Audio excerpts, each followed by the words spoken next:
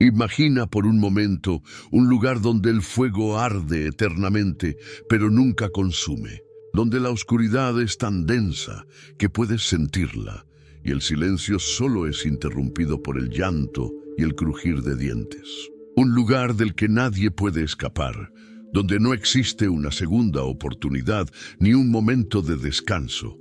Suena aterrador, ¿verdad? Pero aquí está lo más perturbador. Este lugar no fue creado para los seres humanos, fue preparado para el diablo y sus ángeles caídos. Sin embargo, millones de personas terminarán allí. ¿Por qué? ¿Cómo es realmente el infierno según la Biblia? ¿Es solo fuego y tormento o hay algo mucho más profundo y devastador? La mayoría de las personas tienen ideas vagas sobre el infierno, basadas en películas o imaginación popular. Pero la Biblia describe este lugar con detalles específicos y escalofriantes que Jesús mismo reveló. De hecho, Él habló más sobre el infierno que cualquier otra figura bíblica. ¿Estás preparado para descubrir la verdad completa? Lo que estás a punto de conocer cambiará para siempre tu perspectiva sobre la eternidad. Cuando abrimos las páginas más antiguas de la Biblia, nos encontramos con una palabra que aparece una y otra vez: Sheol. Este término hebreo describe el lugar de los muertos, una región misteriosa que se menciona más de 60 veces en el Antiguo Testamento. Los escritores bíblicos lo presentaban como un lugar oscuro, ubicado en las profundidades de la tierra, donde las almas descendían después de morir. La primera vez que vemos esta idea de forma clara es con el patriarca Jacob, cuando sus hijos le mostraron la túnica ensangrentada de José, haciéndole creer que una bestia salvaje había devorado a su hijo favorito. Jacob quedó devastado. En Génesis capítulo 37, versículo 35, la Biblia registra su reacción. Y se levantaron todos sus hijos y todas sus hijas para consolarlo, mas él no quiso recibir consuelo y dijo: descenderé enlutado a mi hijo hasta el Seol. Jacob no estaba hablando simplemente de una tumba en la superficie. Hablaba de un lugar donde esperaba reunirse con su hijo después de la muerte. El rey David también conocía este lugar. En varios de sus salmos mencionó el Sheol como un destino real. En el Salmo 16, versículos 9 y 10, David expresó su confianza en Dios con estas palabras: se alegró por tanto mi corazón y se gozó mi alma. Mi carne también reposará confiadamente, porque no dejarás mi alma en el Seol, ni permitirás que tu santo vea corrupción. David entendía que el Sheol era un lugar del cual Dios tenía el poder de rescatar. Pero quizás una de las descripciones más vívidas viene del profeta Isaías. En el capítulo 14, versículos 9 al 11, cuando profetizaba sobre la caída del rey de Babilonia, Isaías describió el Sheol como un lugar consciente. El Seol abajo se espantó de ti, despertó muertos que en tu venida saliesen a recibirte, hizo levantar de sus sillas a todos los príncipes de la tierra, a todos los reyes de las naciones. Todos ellos darán voces y te dirán: ¿tú también te debilitaste como nosotros y llegaste a ser como nosotros? Descendió al Seol tu soberbia y el sonido de tus arpas. Gusanos serán tu cama y gusanos te cubrirán. Lo interesante del Sheol en estos primeros textos es que parecía ser un destino común para todos, sin distinción clara entre justos e injustos. Era simplemente el lugar de los muertos.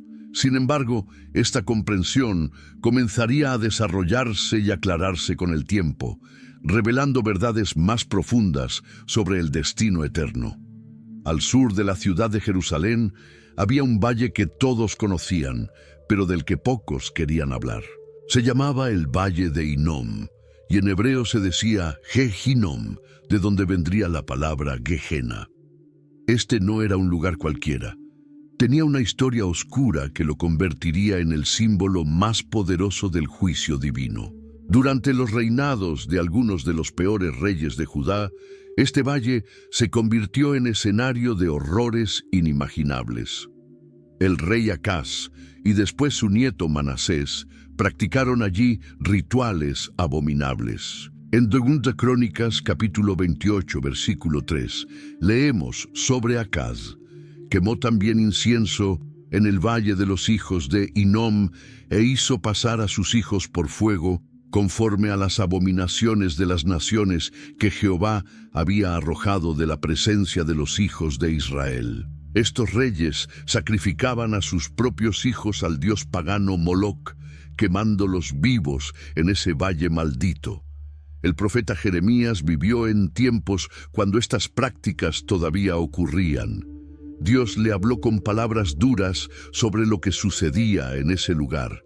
En Jeremías capítulo 7, versículos 31 y 32, el profeta declaró: «Y han edificado los lugares altos de Tofet, que está en el valle del hijo de Hinnom, para quemar al fuego a sus hijos y a sus hijas, cosa que yo no les mandé, ni subió en mi corazón. Por tanto, he aquí vendrán días, ha dicho Jehová, en que no se diga más Tofet, ni valle del hijo de Hinnom, sino valle de la matanza, y serán enterrados en Tofet por no haber lugar». Después del exilio en Babilonia, cuando el pueblo de Israel regresó a Jerusalén, decidieron que ese valle nunca más sería usado para ceremonias religiosas. Lo convirtieron en el basurero de la ciudad. Allí arrojaban toda la basura, los desperdicios y hasta los cadáveres de criminales que no merecían un entierro digno. Para consumir toda esa inmundicia, mantenían fuegos ardiendo constantemente. El humo subía día y noche y los gusanos se alimentaban de lo que el fuego no alcanzaba a consumir de inmediato. Esta imagen quedó grabada en la mente de todos los judíos. Cuando alguien mencionaba el Gehenna, inmediatamente pensaban en fuego que nunca se apagaba, en gusanos que siempre estaban allí, en un lugar de desprecio y destrucción. Por eso, cuando Jesús comenzó a usar esta palabra siglos después, todos entendían exactamente a qué se refería. El Gehenna se había convertido en la imagen perfecta del destino final de quienes rechazaban a Dios. Los profetas de Israel no se limitaron a hablar sobre el Sheol o el Gehenna en términos generales. Dios les dio visiones específicas sobre lo que esperaba a los rebeldes en el futuro. Estas revelaciones comenzaron a mostrar que el destino después de la muerte no sería igual para todos.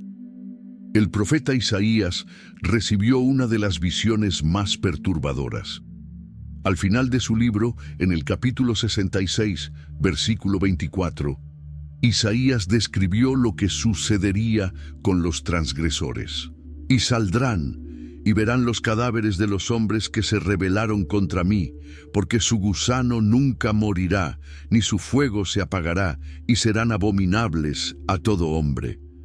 Esta imagen de gusanos que nunca mueren y fuego que nunca se apaga se convertiría en una de las descripciones más citadas del juicio eterno. El profeta Daniel tuvo una experiencia diferente.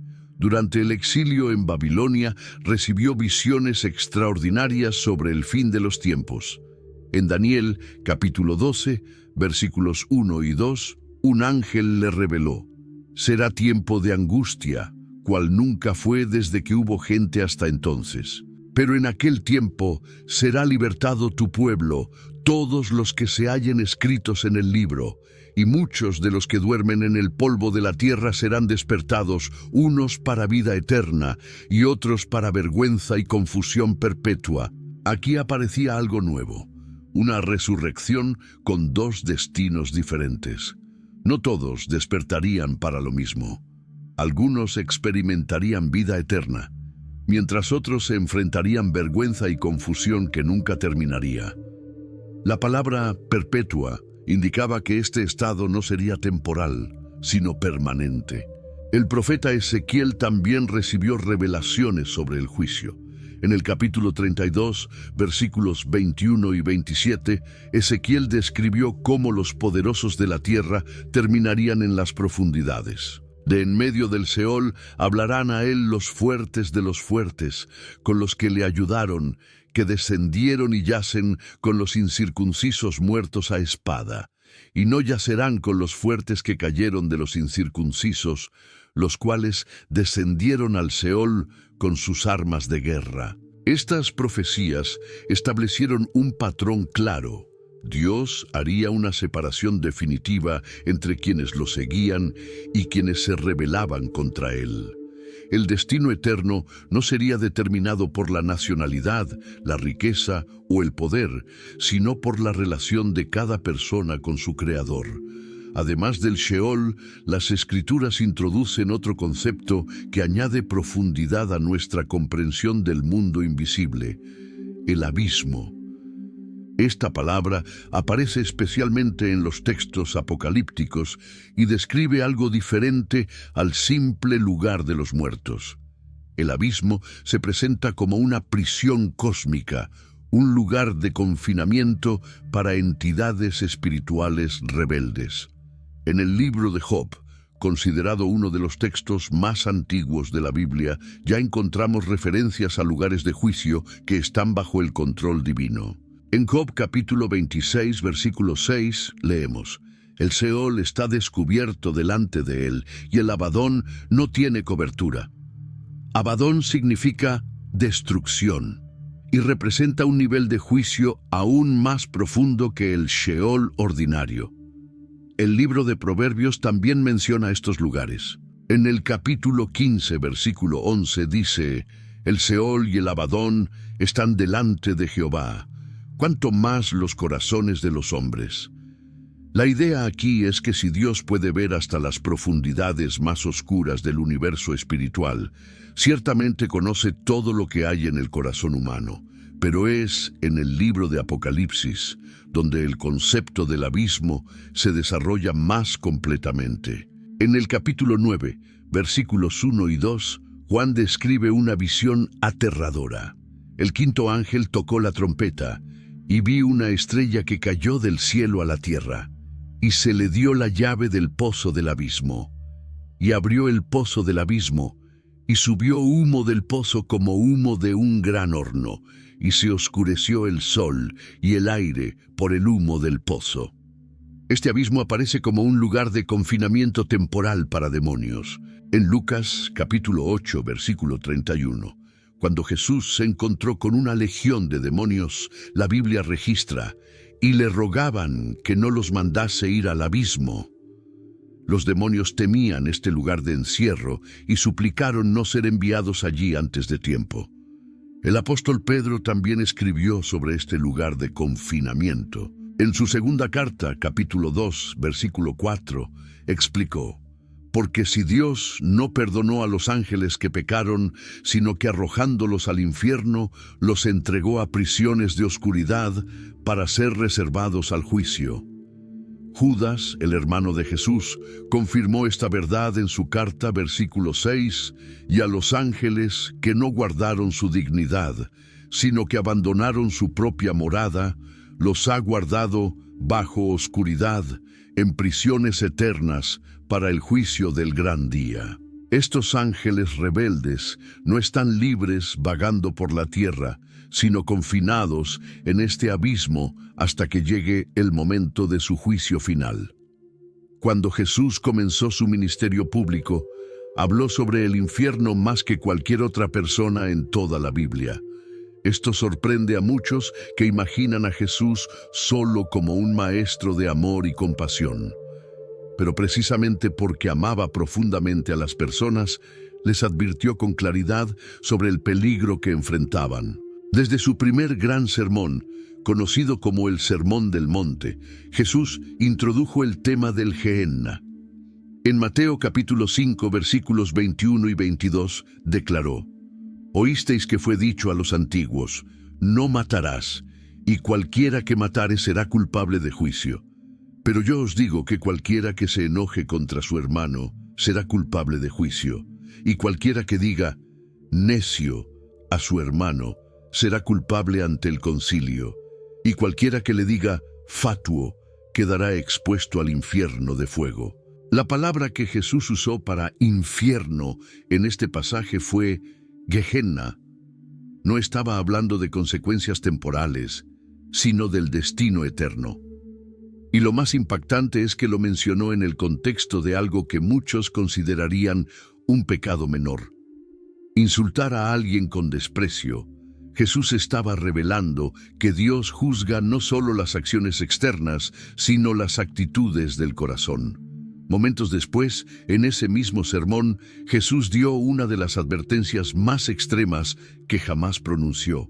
En Mateo capítulo 5, versículos 29 y 30 dijo: Por tanto, si tu ojo derecho te es ocasión de caer, sácalo y échalo de ti, pues mejor te es que se pierda uno de tus miembros, y no que todo tu cuerpo sea echado al infierno. Y si tu mano derecha te es ocasión de caer, córtala y échala de ti, pues mejor te es que se pierda uno de tus miembros, y no que todo tu cuerpo sea echado al infierno. Jesús no estaba promoviendo la automutilación literal. Estaba usando una hipérbole dramática para hacer un punto crucial. Nada en esta vida, ni siquiera las partes más valiosas de tu cuerpo, vale la pena comparado con evitar el Gehenna. El infierno es tan terrible que cualquier sacrificio en esta vida es preferible a terminar allí. En otra ocasión, registrada en Mateo capítulo 10, versículo 28, Jesús les dijo a sus discípulos: Y no temáis a los que matan el cuerpo, mas el alma no pueden matar. Temed más bien a aquel que puede destruir el alma y el cuerpo en el infierno. Jesús identificó lo que realmente debería provocar temor. No las amenazas temporales de esta vida, sino el juicio eterno de Dios. El Evangelio de Marcos registra que Jesús repitió la advertencia sobre el ojo y la mano en 3 ocasiones consecutivas, cada vez añadiendo más detalles. En Marcos capítulo 9, versículos 43 al 48, leemos: Si tu mano te fuere ocasión de caer, córtala. Mejor te es entrar en la vida manco, que teniendo 2 manos ir al infierno, al fuego que no puede ser apagado, donde el gusano de ellos no muere, y el fuego nunca se apaga. Y si tu pie te fuere ocasión de caer, córtalo. Mejor te es entrar a la vida cojo, que teniendo 2 pies ser echado en el infierno, al fuego que no puede ser apagado, donde su gusano no muere, y el fuego nunca se apaga. Y si tu ojo te fuere ocasión de caer, sácalo. Mejor te es entrar en el reino de Dios con un ojo, que teniendo 2 ojos ser echado al infierno, donde el gusano de ellos no muere y el fuego nunca se apaga. Entre todas las enseñanzas de Jesús sobre el infierno, hay una que destaca por sus detalles específicos. Es la historia de un hombre rico y un mendigo llamado Lázaro. Algunos debaten si esto fue una parábola o un relato de eventos reales, pero lo que no se puede debatir es la claridad con la que Jesús describió la realidad del tormento después de la muerte. Jesús contó esta historia en Lucas capítulo 16, comenzando en el versículo 19. Había un hombre rico que se vestía de púrpura y de lino fino y hacía cada día banquete con esplendidez. Había también un mendigo llamado Lázaro, que estaba echado a la puerta de aquel, lleno de llagas, y ansiaba saciarse de las migajas que caían de la mesa del rico. Y aun los perros venían y le lamían las llagas. El contraste entre estos 2 hombres no podía ser mayor. Uno vivía en lujo extremo, vistiendo las ropas más caras y comiendo banquetes todos los días. El otro estaba tan enfermo y débil que ni siquiera podía espantar a los perros que lamían sus heridas infectadas. Yacía a la puerta del rico, esperando cualquier migaja que cayera de su mesa, pero el rico nunca le ayudó. Entonces ambos murieron y sus circunstancias se invirtieron completamente. Jesús continuó en los versículos 22 y 23. Aconteció que murió el mendigo y fue llevado por los ángeles al seno de Abraham, y murió también el rico y fue sepultado. Y en el Hades alzó sus ojos, estando en tormentos, y vio de lejos a Abraham y a Lázaro en su seno. Aquí Jesús reveló algo crucial. La conciencia continúa después de la muerte. El rico podía ver, pensar, sentir y comunicarse. No estaba durmiendo ni había dejado de existir. Estaba plenamente consciente y lo que experimentaba era tormento. La historia continúa en los versículos 24 y 25. Entonces él, dando voces, dijo: «Padre Abraham, ten misericordia de mí y envía a Lázaro para que moje la punta de su dedo en agua y refresque mi lengua, porque estoy atormentado en esta llama». Pero Abraham le dijo: «Hijo, acuérdate que recibiste tus bienes en tu vida y Lázaro también males, pero ahora éste es consolado aquí y tú atormentado». El rico estaba sufriendo sed intensa en medio de las llamas. Su tormento era tan grande que suplicaba por una sola gota de agua en su lengua. Pero Abraham le recordó que durante su vida terrenal él había disfrutado de todos los placeres mientras ignoraba el sufrimiento de otros. Abraham explicó por qué no podía ayudarlo, como leemos en el versículo 26. Además de todo esto, una gran cima está puesta entre nosotros y vosotros, de manera que los que quisieren pasar de aquí a vosotros no pueden, ni de allá pasar acá. Había un abismo infranqueable entre el lugar de tormento y el lugar de consuelo. Esta separación era definitiva e imposible de cruzar. Jesús no dejó ninguna duda sobre la duración del castigo en el infierno. En varias ocasiones usó lenguaje específico para indicar que este castigo no tendría fin. Esta es quizás la verdad más difícil de aceptar para muchas personas, pero Jesús la enseñó con claridad absoluta. En su descripción del juicio final, registrada en Mateo capítulo 25, Jesús pintó una escena donde todas las naciones serían reunidas ante él. Separará a las personas como un pastor separa las ovejas de los cabritos. A los de su derecha les dará la bienvenida al reino preparado para ellos. Pero a los de su izquierda les dirá algo diferente. En Mateo capítulo 25, versículos 41 y 46, Jesús declaró: «Entonces dirá también a los de la izquierda: apartaos de mí, malditos, al fuego eterno preparado para el diablo y sus ángeles, e irán estos al castigo eterno y los justos a la vida eterna».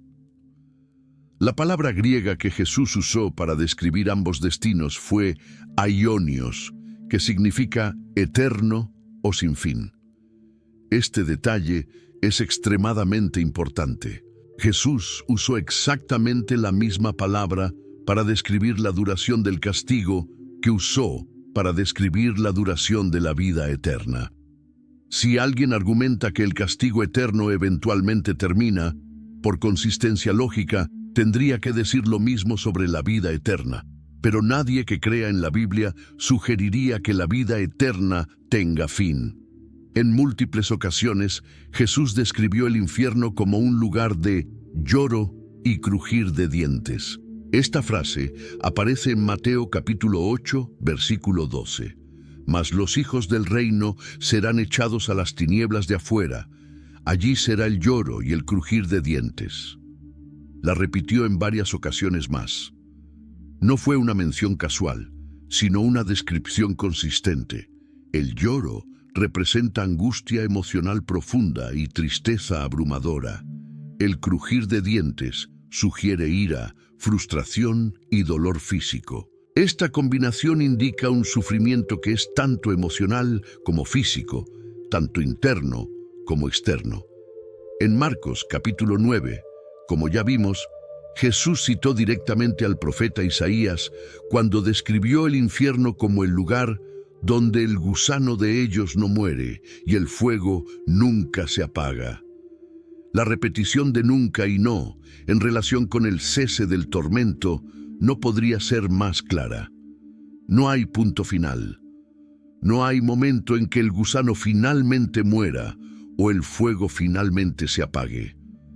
Jesús también habló del infierno como un lugar de destrucción, pero no en el sentido de aniquilación. En Mateo capítulo 7, versículos 13 y 14, advirtió: Entrad por la puerta estrecha, porque ancha es la puerta y espacioso el camino que lleva a la perdición, y muchos son los que entran por ella, porque estrecha es la puerta y angosto el camino que lleva a la vida, y pocos son los que la hallan. Una de las revelaciones más sorprendentes de Jesús sobre el infierno fue su propósito original. El fuego eterno no fue creado pensando en los seres humanos. Tenía un destino específico, el diablo y sus ángeles rebeldes. Esta verdad hace que el hecho de que los humanos terminen allí sea aún más trágico. Jesús reveló esto claramente en su descripción del juicio final.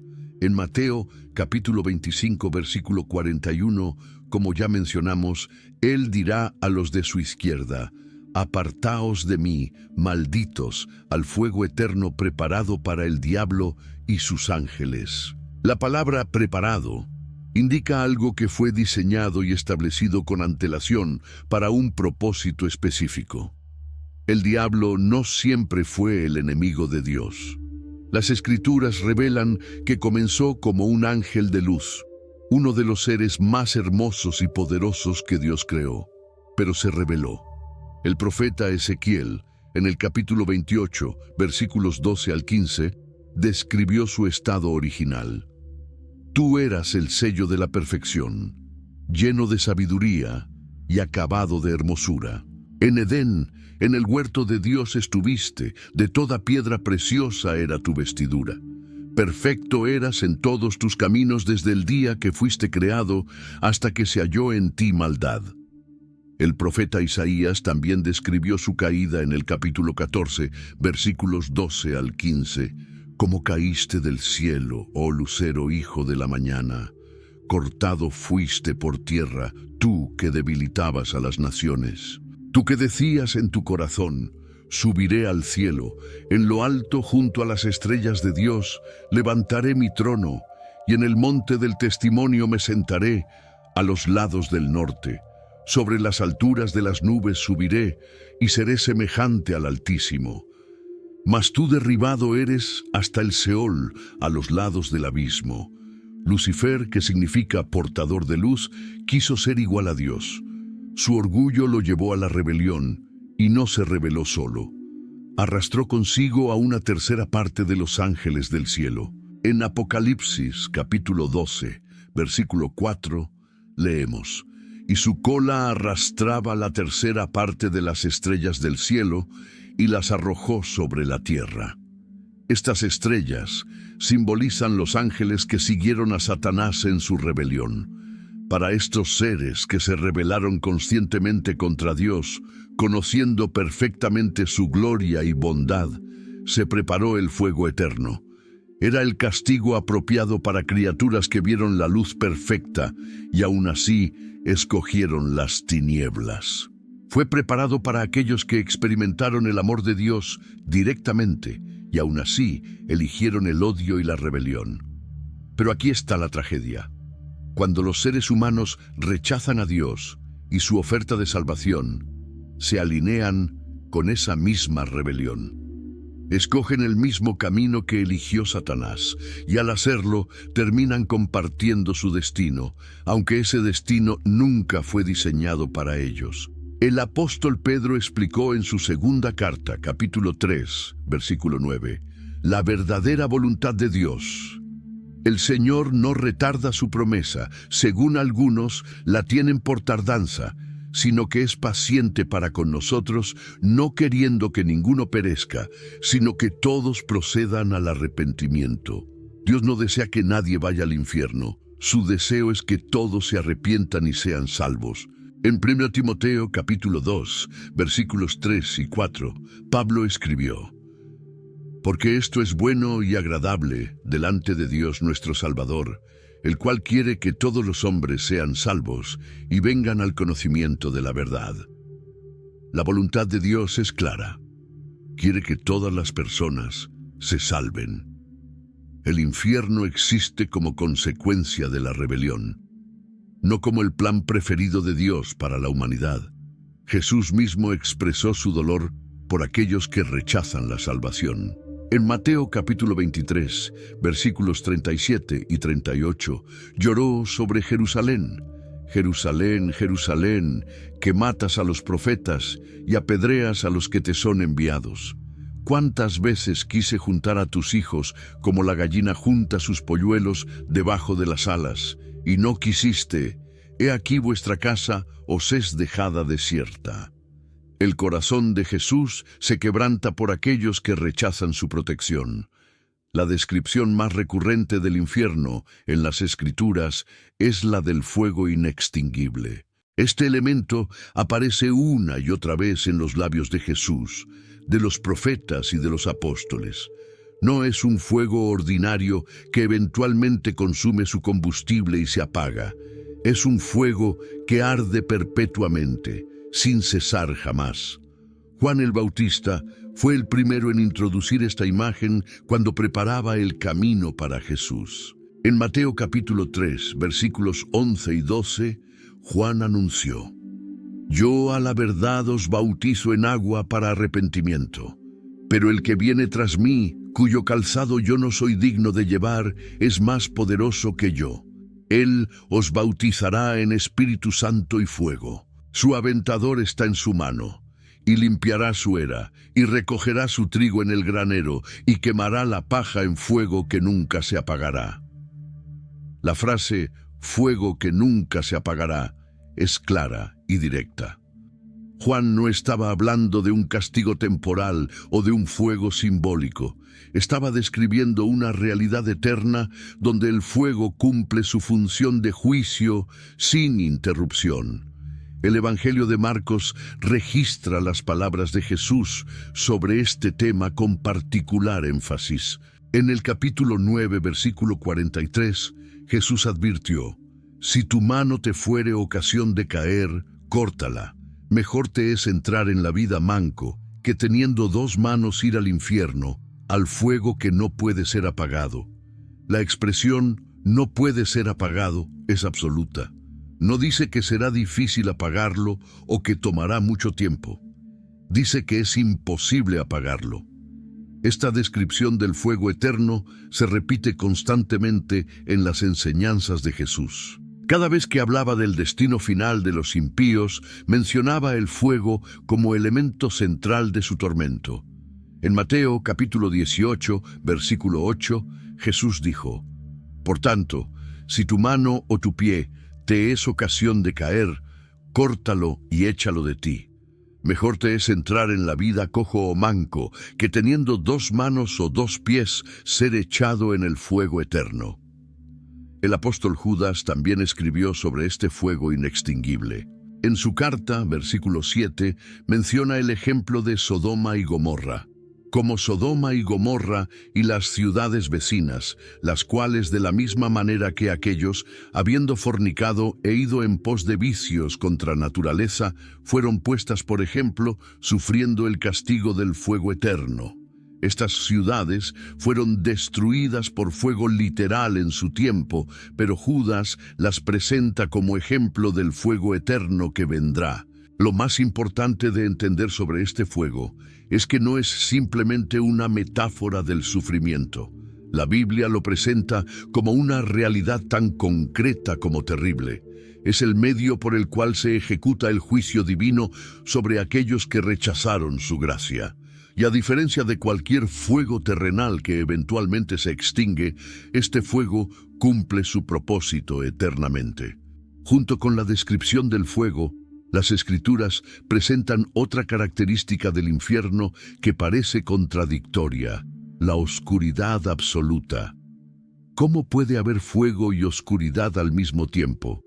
Esta aparente contradicción revela algo profundo sobre la naturaleza del infierno. Es un lugar de tormentos múltiples y dimensionales.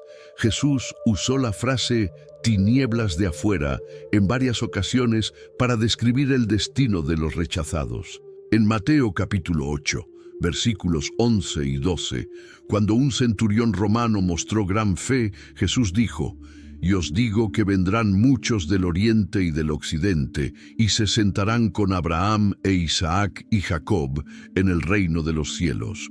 Mas los hijos del reino serán echados a las tinieblas de afuera. Allí será el lloro y el crujir de dientes. La expresión tinieblas de afuera indica exclusión total. Es estar fuera de donde hay luz, calor, vida y comunión. Es ser expulsado a un lugar donde solo existe oscuridad. No es simplemente la ausencia de luz física, sino la ausencia de toda esperanza, toda claridad, todo entendimiento. En la parábola de la fiesta de bodas, Jesús volvió a usar esta misma descripción. En Mateo capítulo 22, versículos 11 al 13, relató: Y entró el rey para ver a los convidados, y vio allí a un hombre que no estaba vestido de boda, y le dijo: Amigo, ¿cómo entraste aquí sin estar vestido de boda? Mas él enmudeció. Entonces el rey dijo a los que servían: Atadle de pies y manos, y echadle en las tinieblas de afuera. Allí será el lloro y el crujir de dientes. Nuevamente aparece la misma frase, tinieblas de afuera. Y nuevamente va acompañada de lloro y crujir de dientes, indicando sufrimiento consciente en medio de esa oscuridad. En otra parábola, la de los talentos, Jesús repitió esta descripción. En Mateo, capítulo 25, versículo 30, dijo sobre el siervo inútil: Y al siervo inútil echadle en las tinieblas de afuera, allí será el lloro y el crujir de dientes. Esta repetición constante no es casual. Jesús quería que quedara absolutamente claro que el infierno es un lugar de oscuridad profunda. El apóstol Pedro también escribió sobre esta oscuridad. En su segunda carta, capítulo 2, versículo 17, describiendo a los falsos maestros, dijo: Estos son fuentes sin agua y nubes empujadas por la tormenta, para los cuales la más densa oscuridad está reservada para siempre. La frase más densa oscuridad sugiere una oscuridad que va más allá de lo que podemos imaginar, una oscuridad que se puede sentir. El apóstol Judas usó un lenguaje similar en su carta, versículo 13, cuando escribió: Fieras ondas del mar que espuman su propia vergüenza, estrellas errantes para las cuales está reservada eternamente la oscuridad de las tinieblas. Aquí vemos que la oscuridad no es temporal, sino eterna. Esta oscuridad representa algo más profundo que la simple ausencia de luz física. Representa separación total de Dios, quien es luz. En 1 Juan capítulo 1, versículo 5 leemos: Este es el mensaje que hemos oído de Él y os anunciamos: Dios es luz y no hay ningunas tinieblas en Él. Si Dios es luz y en el infierno hay tinieblas, significa que Dios no está allí. Es la ausencia total de su presencia. Una de las verdades más perturbadoras sobre el infierno es que no implica la extinción de la conciencia. Las personas no dejan de existir, no entran en un sueño eterno, no pierden la capacidad de pensar y sentir. Al contrario, permanecen plenamente conscientes de su condición y sufrimiento. La parábola del rico y Lázaro, que ya vimos en el tópico anterior, es la evidencia más clara de esta verdad. Cuando el rico levantó sus ojos en el Hades, según Lucas capítulo 16, versículo 23, estaba en tormentos. No estaba dormido ni inconsciente. Podía ver a Abraham y a Lázaro a lo lejos. Podía pensar, razonar y comunicarse. En los versículos siguientes, el rico rogó: Padre Abraham, ten misericordia de mí, y envía a Lázaro para que moje la punta de su dedo en agua y refresque mi lengua, porque estoy atormentado en esta llama. Este hombre experimentaba sed consciente, dolor consciente y desesperación consciente. Cada momento era una experiencia de tormento real. El libro de Apocalipsis confirma esta verdad de manera aún más explícita. En el capítulo 14, versículos 9 al 11, un ángel proclama: Si alguno adora a la bestia y a su imagen, y recibe la marca en su frente o en su mano, él también beberá del vino de la ira de Dios, que ha sido vaciado puro en el cáliz de su ira, y será atormentado con fuego y azufre delante de los santos ángeles y del Cordero, y el humo de su tormento sube por los siglos de los siglos. Y no tienen reposo de día ni de noche los que adoran a la bestia y a su imagen, ni nadie que reciba la marca de su nombre. La frase "no tienen reposo de día ni de noche" es devastadora. Significa que no hay ni un momento de alivio, ni un segundo de paz, ni una pausa en el sufrimiento. El tormento es continuo, ininterrumpido, perpetuo. La expresión "el humo de su tormento sube por los siglos de los siglos" indica que este estado nunca termina. No es un castigo temporal que eventualmente concluye. Es un estado eterno de tormento consciente. El profeta Isaías había visto esta verdad siglos antes. En el capítulo 33, versículo 14, preguntó: «Los pecadores se asombraron en Sión. Espanto sobrecogió a los hipócritas. ¿Quién de nosotros morará con el fuego consumidor? ¿Quién de nosotros habitará con las llamas eternas?» La palabra morar y habitar implican permanencia consciente en ese lugar. Esta conciencia continua es lo que hace que el castigo sea verdaderamente castigo. Si las personas simplemente dejaran de existir, no habría experiencia de juicio. Pero la Biblia enseña claramente que habrá experiencia consciente y continua de las consecuencias de rechazar a Dios. Si tuviéramos que identificar el aspecto más devastador del infierno, no sería el fuego ni la oscuridad, sino la separación completa y final de la presencia de Dios. Esta es la esencia del infierno: estar eternamente alejado de la fuente de todo bien, amor, paz y vida. El apóstol Pablo explicó esta verdad con claridad.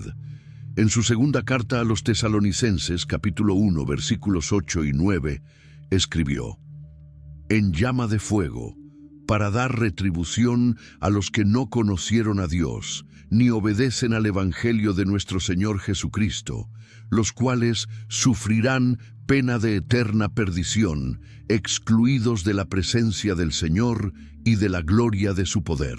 La palabra clave aquí es excluidos.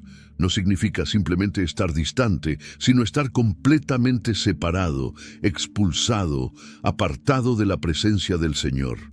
Esta exclusión es eterna, sin posibilidad de revertirse. En esta vida, incluso las personas que rechazan a Dios experimentan sus bendiciones. El sol brilla sobre justos e injustos. La lluvia cae sobre buenos y malos. Los seres humanos disfrutan de belleza, amor, risa, amistad y mil bendiciones más, todo gracias a la gracia común de Dios. En Mateo capítulo 5, versículo 45, Jesús dijo: «Para que seáis hijos de vuestro Padre que está en los cielos, que hace salir su sol sobre malos y buenos, y que hace llover sobre justos e injustos». Pero en el infierno, esa gracia común es retirada completamente.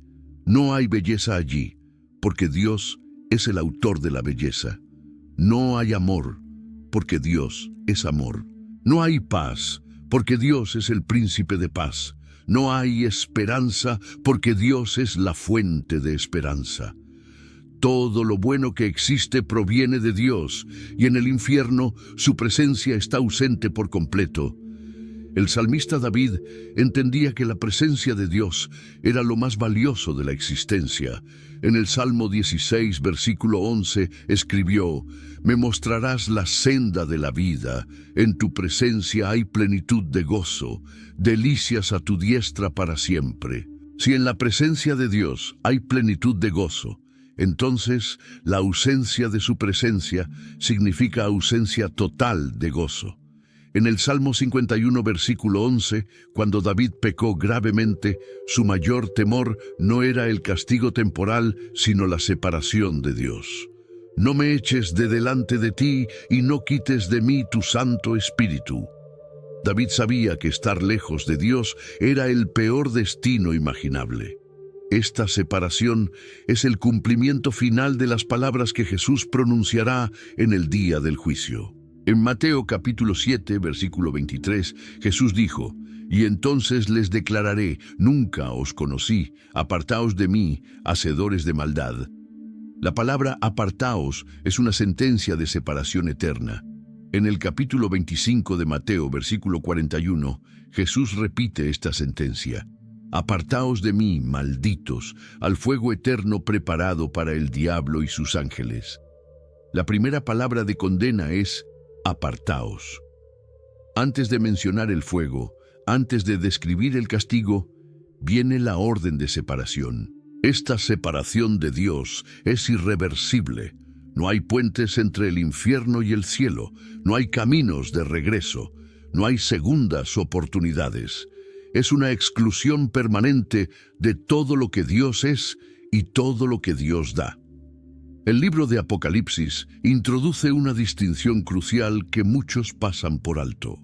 Existe una diferencia entre el Hades, que es un lugar temporal de los muertos, y el lago de fuego, que es el destino final y permanente de los condenados. El lago de fuego es lo que la Biblia llama la muerte segunda. El apóstol Juan vio esta distinción en su visión del fin de los tiempos. En Apocalipsis capítulo 20, versículo 14, escribió: «Y la muerte y el Hades fueron lanzados al lago de fuego. Esta es la muerte segunda». Aquí vemos que incluso el Hades, el lugar temporal de los muertos, será arrojado al lago de fuego. El lago de fuego es el destino final que trasciende todos los estados anteriores. Este lago de fuego no es fuego ordinario. Se describe específicamente como fuego y azufre. En Apocalipsis capítulo 20, versículo 10, Juan registró: «Y el diablo que los engañaba fue lanzado en el lago de fuego y azufre, donde estaban la bestia y el falso profeta, y serán atormentados día y noche por los siglos de los siglos». El azufre es un elemento que aparece varias veces en las Escrituras, asociado con el juicio divino. Cuando Dios destruyó Sodoma y Gomorra, en Génesis capítulo 19, versículo 24, leemos: «Entonces Jehová hizo llover sobre Sodoma y sobre Gomorra azufre y fuego de parte de Jehová desde los cielos». El azufre arde con un calor intenso y produce un humo denso y sofocante. Su olor es penetrante y desagradable. La combinación de fuego y azufre en el lago final indica un tormento que supera cualquier descripción terrenal. No es solo fuego, no es solo azufre, es la combinación de ambos elementos en su forma más intensa y eterna. En Apocalipsis capítulo 19, versículo 20, Juan vio el destino de la bestia y el falso profeta. «Y la bestia fue apresada, y con ella el falso profeta que había hecho delante de ella las señales con las cuales había engañado a los que recibieron la marca de la bestia y habían adorado su imagen. Estos dos fueron lanzados vivos dentro de un lago de fuego que arde con azufre». Lo significativo aquí es que fueron lanzados vivos al lago de fuego. No fueron aniquilados primero, entraron conscientes a ese lugar de tormento. Y 1000 años después, según Apocalipsis 20:10, todavía estaban allí, siendo atormentados junto con el diablo. El versículo 15 del capítulo 20 de Apocalipsis declara: «Y el que no se halló inscrito en el libro de la vida fue lanzado al lago de fuego». Este es el destino final de todos cuyos nombres no están escritos en el libro de la vida. No es un destino temporal, no es un estado transitorio, es permanente y eterno. Aunque todo castigo eterno es terrible más allá de la comprensión, las Escrituras indican que no todos experimentarán el mismo nivel de tormento. Habrá grados de castigo proporcionales a la luz recibida, las oportunidades desperdiciadas y las obras cometidas. Jesús enseñó este principio claramente en varias ocasiones. En Lucas capítulo 12, versículos 47 y 48 dijo: Aquel siervo que, conociendo la voluntad de su Señor, no se preparó ni hizo conforme a su voluntad, recibirá muchos azotes. Mas el que sin conocerla hizo cosas dignas de azotes, será azotado poco. Porque a todo aquel a quien se haya dado mucho, mucho se le demandará, y al que mucho se le haya confiado, más se le pedirá. Este pasaje establece un principio claro. El conocimiento aumenta la responsabilidad. Quien conocía la voluntad de Dios y la ignoró, recibirá un castigo más severo que quien actuó en ignorancia. Ambos serán castigados, pero la intensidad será diferente. Jesús también habló de esto cuando comparó ciudades. En Mateo capítulo 11, versículos 20 al 24, declaró: Entonces comenzó a reconvenir a las ciudades en las cuales había hecho muchos de sus milagros, porque no se habían arrepentido, diciendo: ¡Ay de ti, Corazín! ¡Ay de ti, Betsaida! Porque si en Tiro y en Sidón se hubieran hecho los milagros que han sido hechos en vosotros, tiempo a que se hubieran arrepentido en cilicio y en ceniza. Por tanto os digo que en el día del juicio será más tolerable el castigo para Tiro y Sidón que para vosotras. La expresión más tolerable indica claramente diferentes niveles de castigo. Tiro y Sidón eran ciudades paganas con menos luz espiritual. Corazín y Betsaida presenciaron los milagros de Jesús, pero los rechazaron. Por lo tanto, su castigo sería menos tolerable, es decir, más severo. Jesús continuó en los versículos siguientes: Y tú, Capernaum, que eres levantada hasta el cielo, hasta el Hades serás abatida. Porque si en Sodoma se hubieran hecho los milagros que han sido hechos en ti, habría permanecido hasta el día de hoy. Por tanto os digo que en el día del juicio será más tolerable el castigo para la tierra de Sodoma que para ti. Capernaum fue la ciudad base del ministerio de Jesús. Vieron más milagros y escucharon más enseñanzas que cualquier otra ciudad. Por eso, su rechazo traería un juicio más severo que incluso el de Sodoma, que fue destruida por su extrema maldad. El escritor de Hebreos también enseñó este principio. En el capítulo 10, versículos 28 y 29, escribió: El que viola la ley de Moisés por el testimonio de 2 o de 3 testigos muere irremisiblemente. ¿Cuánto mayor castigo pensáis que merecerá el que pisoteare al Hijo de Dios y tuviere por inmunda la sangre del pacto, en la cual fue santificado, e hiciere afrenta al Espíritu de gracia? Si violar la ley de Moisés merecía muerte física, rechazar al Hijo de Dios merece un castigo mayor. La gravedad del pecado está relacionada con la luz rechazada y la gracia despreciada.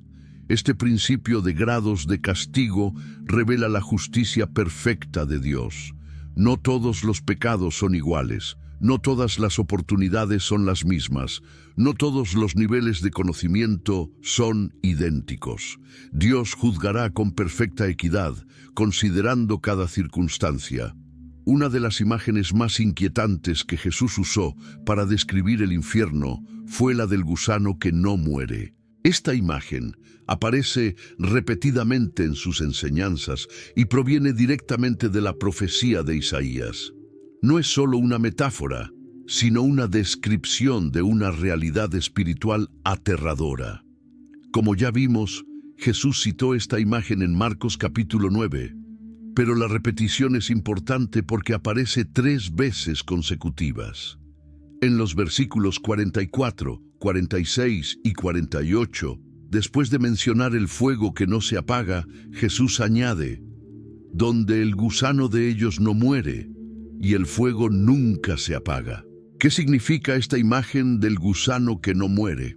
En el contexto del Gehenna, el basurero de Jerusalén, los gusanos se alimentaban constantemente de la basura y los cadáveres arrojados allí, pero los gusanos naturales eventualmente completan su ciclo y mueren.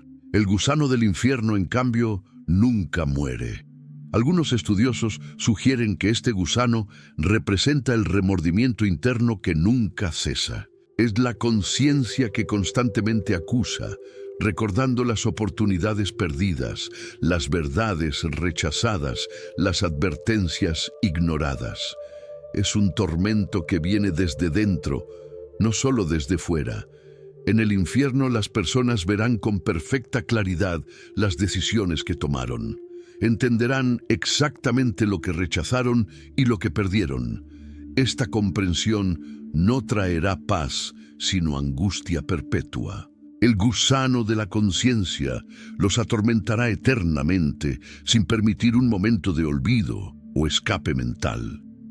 El profeta Isaías, de quien Jesús tomó esta imagen, escribió en el capítulo 66, versículo 24, como ya vimos: «Y saldrán, y verán los cadáveres de los hombres que se rebelaron contra mí, porque su gusano nunca morirá, ni su fuego se apagará, y serán abominables a todo hombre». La palabra abominables indica que este estado será visto con horror incluso por aquellos que están fuera. No habrá dignidad en el infierno, no habrá honor, no habrá nada que admirar o respetar, solo habrá vergüenza perpetua. El gusano que no muere también puede representar un proceso de corrupción que nunca se completa. En la naturaleza, los gusanos descomponen la materia orgánica hasta que se convierte en otra cosa. Pero en el infierno hay un proceso de destrucción que nunca culmina en aniquilación. Es deterioro perpetuo sin conclusión. Esta imagen se combina perfectamente con la del fuego que no se apaga. Fuego y gusanos normalmente son contradictorios. El fuego mata a los gusanos y los gusanos no pueden sobrevivir en el fuego. Pero en el infierno ambos coexisten, representando formas múltiples y simultáneas de tormento que nunca terminan. La característica más definitiva y aterradora del infierno es su naturaleza irreversible. No hay salida, no hay segunda oportunidad, no hay posibilidad de redención después de la muerte. La decisión tomada en esta vida determina el destino eterno sin posibilidad de cambio. Esta verdad fue ilustrada claramente en la parábola del rico y Lázaro. Cuando el rico suplicó que alguien cruzara para ayudarlo, Abraham respondió en Lucas capítulo 16, versículo 26. Además de todo esto, una gran sima está puesta entre nosotros y vosotros, de manera que los que quisieren pasar de aquí a vosotros no pueden, ni de allá pasar acá. La palabra sima se refiere a un abismo enorme, un vacío infranqueable. No es simplemente un obstáculo difícil de superar, sino una separación absoluta que hace imposible cualquier cruce. Esta sima fue establecida, está puesta por diseño divino, no por accidente. La frase «no pueden» es absoluta. No dice «es difícil» o «requiere esfuerzo». Dice que es imposible. Nadie puede cruzar de un lado al otro, sin importar cuánto lo desee o cuánto se esfuerce. El escritor de Hebreos estableció claramente que no hay oportunidades después de la muerte. En el capítulo 9, versículo 27, escribió: «Y de la manera que está establecido para los hombres que mueran una sola vez, y después de esto, el juicio». La secuencia es clara: muerte, luego juicio. No hay período intermedio de prueba o reflexión. No hay chance de reconsiderar después de morir. En 2 Corintios capítulo 6, versículo 2, Pablo urgió: «He aquí ahora el tiempo aceptable, he aquí ahora el día de salvación».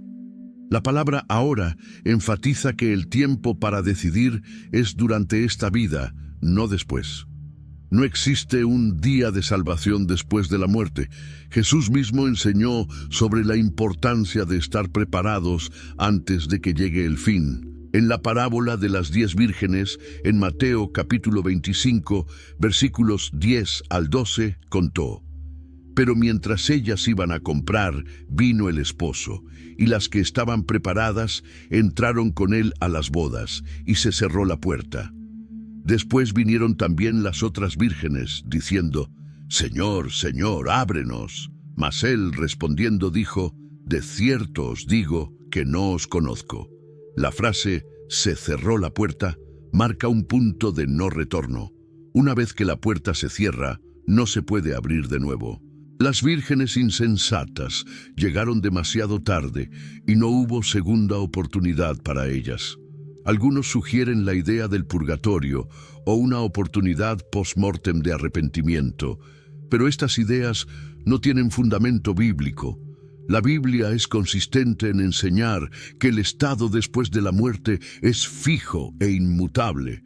En Lucas capítulo 13, versículos 24 y 25, Jesús advirtió: «Esforzaos a entrar por la puerta angosta, porque os digo que muchos procurarán entrar y no podrán».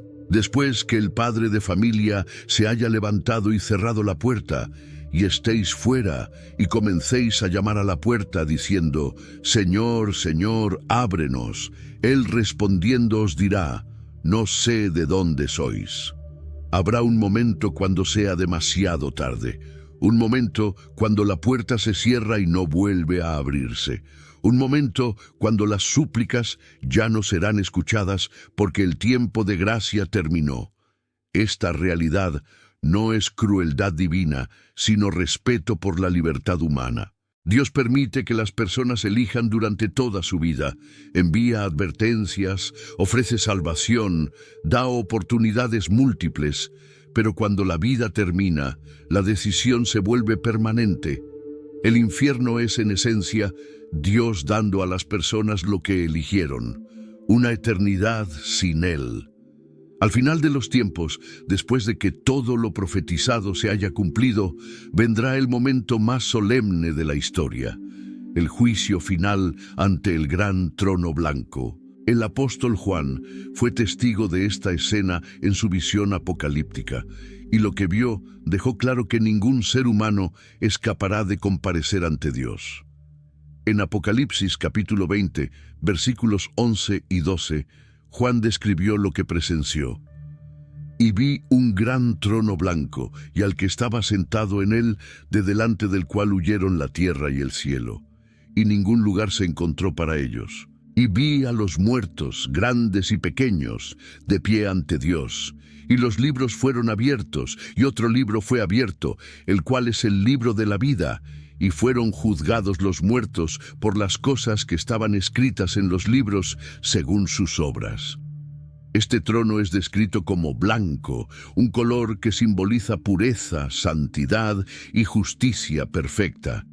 Quien está sentado en este trono es Dios mismo. Su presencia es tan abrumadora que incluso la tierra y el cielo huyen de delante de él.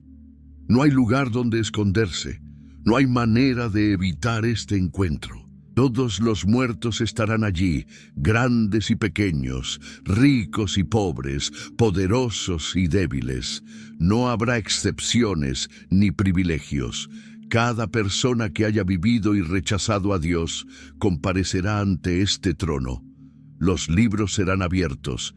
Estos libros contienen el registro completo de cada vida, cada acción, cada palabra, cada pensamiento. Nada quedó sin registrar. Todo está allí, preservado con exactitud perfecta. Pero hay otro libro que también será abierto: el libro de la vida. Este libro contiene los nombres de aquellos que pusieron su fe en Jesucristo durante su tiempo en la tierra. Juan continuó en el versículo 13. «Y el mar entregó los muertos que había en él, y la muerte y el Hades entregaron los muertos que había en ellos, y fueron juzgados cada uno según sus obras. Nadie quedará fuera de este juicio. Incluso aquellos que murieron en el mar serán resucitados para comparecer ante este trono. El juicio de Dios no es arbitrario. Opera según criterios perfectamente justos que consideran múltiples aspectos de cada vida. No solo las acciones visibles serán juzgadas, sino también las intenciones del corazón y el conocimiento recibido. El apóstol Pablo explicó el principio fundamental del juicio en Romanos capítulo 2, versículos 5 y 6. «Pero por tu dureza y por tu corazón no arrepentido, Atesoras para ti mismo ira para el día de la ira y de la revelación del justo juicio de Dios, el cual pagará a cada uno conforme a sus obras. En el versículo 16 del mismo capítulo, Pablo añade: en el día en que Dios juzgará por Jesucristo los secretos de los hombres conforme a mi evangelio. Los secretos, aquellas cosas que nadie más conoció, también serán juzgados. Jesús enseñó que incluso las palabras casuales serán evaluadas. En Mateo capítulo 12, versículos 36 y 37, declaró: mas yo os digo que de toda palabra ociosa que hablen los hombres, de ella darán cuenta en el día del juicio, porque por tus palabras serás justificado y por tus palabras serás condenado. El escritor de Hebreos describió cómo nada puede esconderse de Dios. En el capítulo 4, versículos 12 y 13, escribió: porque la palabra de Dios es viva y eficaz, y más cortante que toda espada de dos filos, y penetra hasta partir el alma y el espíritu, las coyunturas y los tuétanos, y discierne los pensamientos y las intenciones del corazón. Y no hay cosa creada que no sea manifiesta en su presencia, antes bien, todas las cosas están desnudas y abiertas a los ojos de aquel a quien tenemos que dar cuenta. Pablo también explicó que Dios considerará la luz que cada persona recibió. En Romanos capítulo 2, versículos 12 al 14, escribió: porque todos los que sin ley han pecado, sin ley también perecerán. Y todos los que bajo la ley han pecado, por la ley serán juzgados. Porque no son los oidores de la ley los justos ante Dios, sino los hacedores de la ley serán justificados. Porque cuando los gentiles que no tienen ley hacen por naturaleza lo que es de la ley, estos, aunque no tengan ley, son ley para sí mismos. Aquellos que nunca escucharon la ley serán juzgados según la ley de la conciencia. Aquellos que conocieron más serán juzgados según lo que conocieron. El juicio será completamente justo porque el juez es perfectamente justo. El libro de Apocalipsis enumera específicamente los tipos de personas que heredarán el lago de fuego. Sorprendentemente, la lista comienza con los cobardes. En Apocalipsis capítulo 21, versículo 8, Juan escribió: pero los cobardes e incrédulos, los abominables y homicidas, los fornicarios y hechiceros, los idólatras y todos los mentirosos tendrán su parte en el lago que arde con fuego y azufre, que es la muerte segunda. Los cobardes son aquellos que por miedo al rechazo o la persecución negaron su fe o se negaron a confesarla públicamente. Son personas que sabían la verdad, pero no tuvieron el valor de mantenerse firmes en ella. Jesús había advertido sobre este tipo de cobardía. En Mateo capítulo 10, versículo 33, declaró: y a cualquiera que me niegue delante de los hombres, yo también le negaré delante de mi Padre que está en los cielos. En Lucas capítulo 9, versículo 26, Jesús dijo: porque el que se avergonzare de mí y de mis palabras, de éste se avergonzará el Hijo del Hombre cuando venga en su gloria, y en la del Padre y de los santos ángeles. Junto a los cobardes están los incrédulos. Estos no son personas que tuvieron dudas honestas, son aquellos que deliberadamente cerraron sus corazones a la verdad de Dios. Pedro describió este tipo de incredulidad voluntaria. En su segunda carta, capítulo 3, versículo 5, escribió: estos ignoran voluntariamente que en el tiempo antiguo fueron hechos por la palabra de Dios los cielos y también la tierra. La frase ignoran voluntariamente es clave. No es ignorancia inocente, sino un rechazo deliberado. En Juan capítulo 3, versículos 18 y 19, Jesús explicó: el que en él cree no es condenado, pero el que no cree ya ha sido condenado, porque no ha creído en el nombre del unigénito Hijo de Dios. Y esta es la condenación, que la luz vino al mundo, y los hombres amaron más las tinieblas que la luz, porque sus obras eran malas. La incredulidad no es simplemente un problema intelectual, es una decisión moral. Las personas no creen porque aman sus pecados más de lo que aman la verdad. La lista continúa con categorías más obvias de pecado grave. Los abominables son aquellos cuyas vidas fueron caracterizadas por prácticas que Dios considera detestables. En Levítico capítulo 18, después de enumerar varios pecados, Dios declaró en el versículo 26, «Guardad, pues, vosotros mis estatutos y mis ordenanzas, y no hagáis ninguna de estas abominaciones, ni el natural ni el extranjero que mora entre vosotros». Los homicidas son aquellos que tomaron la vida humana de forma ilegal. Desde el principio, Dios estableció que la vida humana es sagrada. En Génesis capítulo 9, versículo 6, Dios declaró, «El que derramare sangre de hombre, por el hombre su sangre será derramada, porque a imagen de Dios es hecho el hombre». Matar a otro ser humano es atacar la imagen de Dios. Por eso el asesinato aparece en los 10 mandamientos. En Éxodo capítulo 20, versículo 13, Dios ordenó, «No matarás». En 1 Juan capítulo 3, versículo 15, el apóstol escribió, «Todo aquel que aborrece a su hermano es homicida, y sabéis que ningún homicida tiene vida eterna permanente en él». Sin embargo, incluso asesinos pueden ser perdonados si se arrepienten genuinamente. Pablo mismo había perseguido a muerte a los cristianos antes de su conversión. En 1 Timoteo capítulo 1, versículo 15, Pablo escribió, «Palabra fiel y digna de ser recibida por todos, que Cristo Jesús vino al mundo para salvar a los pecadores, de los cuales yo soy el primero». La diferencia crucial está en la respuesta del corazón. Pablo se arrepintió y creyó en Cristo. Aquellos que permanecen sin arrepentimiento sellan su propio destino. Los fornicarios son aquellos que trataron la sexualidad con desprecio, usándola fuera del diseño divino del matrimonio. La fornicación incluye todas las formas de inmoralidad sexual. Pablo fue claro sobre este tema. En 1 Corintios capítulo 6, versículos 9 y 10, escribió, «¿No sabéis que los injustos no heredarán el reino de Dios? No erréis, ni los fornicarios, ni los idólatras, ni los adúlteros, ni los afeminados, ni los que se echan con varones, ni los ladrones, ni los avaros, ni los borrachos, ni los maldicientes, ni los estafadores, heredarán el reino de Dios». En el versículo 11, Pablo añadió, «Y esto erais algunos, mas ya habéis sido lavados, ya habéis sido santificados, ya habéis sido justificados en el nombre del Señor Jesús». Algunos corintios habían practicado estos pecados, pero fueron transformados.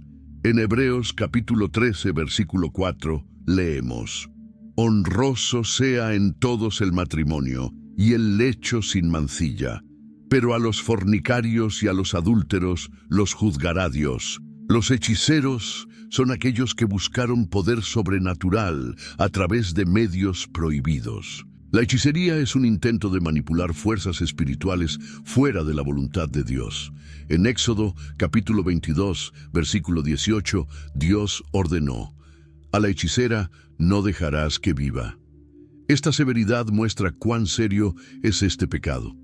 El rey Saúl consultó a una médium cuando se desesperó. En 1 Crónicas capítulo 10, versículo 13, leemos sobre su muerte. «Así murió Saúl por su rebelión con que prevaricó contra Jehová, contra la palabra de Jehová, la cual no guardó, y porque consultó a una adivina». Pablo mencionó la hechicería entre las obras de la carne. En Gálatas capítulo 5, versículos 19 al 21, escribió, «Y manifiestas son las obras de la carne, que son adulterio, fornicación, inmundicia, lascivia, idolatría, hechicerías, enemistades, pleitos, celos, iras, contiendas, disensiones, herejías, envidias, homicidios, borracheras, orgías, y cosas semejantes a estas, acerca de las cuales os amonesto, como ya os lo he dicho antes, que los que practican tales cosas no heredarán el reino de Dios». Los idólatras son aquellos que colocaron cualquier cosa en el lugar que solo Dios debe ocupar. La idolatría no se limita a postrarse ante estatuas. Pablo explicó que la codicia es idolatría. En Colosenses capítulo 3, versículo 5, escribió: «Haced morir, pues, lo terrenal en vosotros, fornicación, impureza, pasiones desordenadas, malos deseos y avaricia, que es idolatría». Jesús dijo que no se puede servir a dos señores. En Mateo capítulo 6, versículo 24, declaró: «Ninguno puede servir a dos señores, porque o aborrecerá al uno y amará al otro, o estimará al uno y menospreciará al otro. No podéis servir a Dios y a las riquezas». Juan terminó su primera carta con una advertencia. En 1 Juan capítulo 5, versículo 21, escribió: «Hijitos, guardaos de los ídolos». Amén. La lista concluye con todos los mentirosos. Esta categoría revela un carácter fundamental opuesto a Dios. Dios es la verdad, y la mentira es la esencia de la rebelión contra Él. Jesús identificó al diablo como el padre de la mentira. En Juan capítulo 8, versículo 44, declaró: «Vosotros sois de vuestro padre el diablo, y los deseos de vuestro padre queréis hacer. Él ha sido homicida desde el principio y no ha permanecido en la verdad, porque no hay verdad en él. Cuando habla mentira, de suyo habla, porque es mentiroso y padre de mentira». En Hechos vemos el juicio severo sobre una pareja que mintió. Ananías y Zafira mintieron sobre el precio de una propiedad. En Hechos capítulo 5, versículos 3 y 4, Pedro confrontó a Ananías. Y dijo Pedro: «Ananías, ¿por qué llenó Satanás tu corazón para que mintieses al Espíritu Santo y sustrajeses del precio de la heredad? Reteniéndola, ¿no se te quedaba a ti? Y vendida, ¿no estaba en tu potestad? ¿Por qué pusiste esto en tu corazón? No has mentido a los hombres, sino a Dios». Ananías cayó muerto inmediatamente, y su esposa también. El infierno no solo contendrá seres humanos, también será el destino final de Satanás, los ángeles que se rebelaron con él y todos los demonios. Juan vio el destino final del diablo. En Apocalipsis capítulo 20, versículo 10, escribió: «Y el diablo que los engañaba fue lanzado en el lago de fuego y azufre, donde estaban la bestia y el falso profeta, y serán atormentados día y noche por los siglos de los siglos». Este será el fin de aquel que se rebeló contra Dios desde el principio. Satanás pasará la eternidad en tormento. No reinará en el infierno. Será uno más entre los atormentados. Cuando se rebeló, arrastró consigo a una tercera parte de los ángeles del cielo. Estos ángeles caídos compartirán su destino. Pedro confirmó que algunos de estos ángeles ya están confinados. En su segunda carta, capítulo 2, versículo 4, escribió: «Porque si Dios no perdonó a los ángeles que pecaron, sino que arrojándolos al infierno, los entregó a prisiones de oscuridad para ser reservados al juicio». Judas también escribió sobre estos ángeles. En su carta, versículo 6, declaró: «Y a los ángeles que no guardaron su dignidad, sino que abandonaron su propia morada, los ha guardado bajo oscuridad, en prisiones eternas, para el juicio del gran día». Durante su ministerio, Jesús encontró a personas poseídas por demonios. En Marcos capítulo 1, versículos 23 y 24, leemos: «Pero había en la sinagoga de ellos un hombre con espíritu inmundo que dio voces diciendo: «Ah, ¿qué tienes con nosotros, Jesús Nazareno? Has venido para destruirnos. Sé quién eres, el Santo de Dios». En Santiago capítulo 2, versículo 19, leemos: «Tú crees que Dios es uno, bien haces, también los demonios creen y tiemblan». Los demonios tienen conocimiento sobre Dios, pero este conocimiento no los salva porque no va acompañado de arrepentimiento. La determinación final del destino eterno se reduce a una pregunta: ¿está tu nombre escrito en el libro de la vida del Cordero? Juan vio este momento decisivo. En Apocalipsis capítulo 20, versículo 15, escribió: «Y el que no se halló inscrito en el libro de la vida fue lanzado al lago de fuego». Esta es la línea divisoria definitiva. Si un nombre no está en el libro de la vida, el destino es el lago de fuego. Este libro aparece varias veces en las Escrituras. Es el registro de todos aquellos que han puesto su fe en Jesucristo. Jesús mencionó este libro cuando sus discípulos regresaron emocionados. En Lucas capítulo 10, versículo 20, les dijo: «Pero no os regocijéis de que los espíritus se os sujetan, sino regocijaos de que vuestros nombres están escritos en los cielos». Pablo también conocía este libro. En Filipenses capítulo 4, versículo 3, escribió sobre colaboradores cuyos nombres están en el libro de la vida. Moisés conocía la existencia de este libro. En Éxodo capítulo 32, versículo 32, Moisés oró: «Que perdones ahora su pecado, y si no, ráeme ahora de tu libro que has escrito». ¿Cómo se inscribe un nombre en este libro? Un nombre se inscribe cuando una persona pone su fe en Jesucristo, reconoce su pecado, se arrepiente y acepta el sacrificio de Cristo. En Juan capítulo 3, versículo 16, Jesús declaró: «Porque de tal manera amó Dios al mundo que ha dado a su Hijo unigénito, para que todo aquel que en él cree no se pierda, mas tenga vida eterna». En Hechos capítulo 4, versículo 12, Pedro proclamó: «Y en ningún otro hay salvación, porque no hay otro nombre bajo el cielo dado a los hombres en que podamos ser salvos».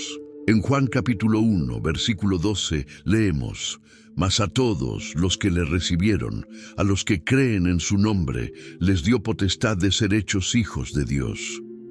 En Apocalipsis capítulo 13, versículo 8, Juan escribió sobre el libro de la vida del Cordero que fue inmolado desde el principio del mundo.